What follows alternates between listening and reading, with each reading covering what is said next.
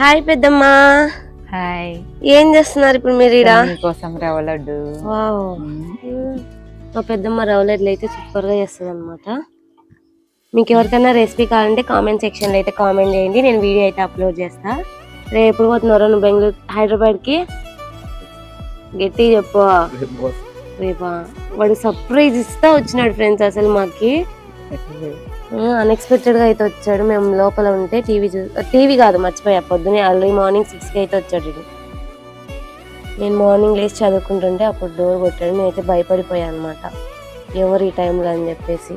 నాకైతే తెలుసు, పెద్దమ్మకు తెలుసండా, కానీ పెద్దమ్మ మాకైతే ఇన్ఫర్మేషన్ పాస్ చేయాల. మేము కడపలో ఉంటాం, పెద్దమ్మ ఊర్లో ఉంటది కాబట్టి. చూడండి, ఎవరికన్నా కావాలంటే కింద కామెంట్ సెక్షన్ లో అయితే కామెంట్ చేయండి, రెసిపీ వీడియో అయితే అప్లోడ్ చేస్తాను నేను.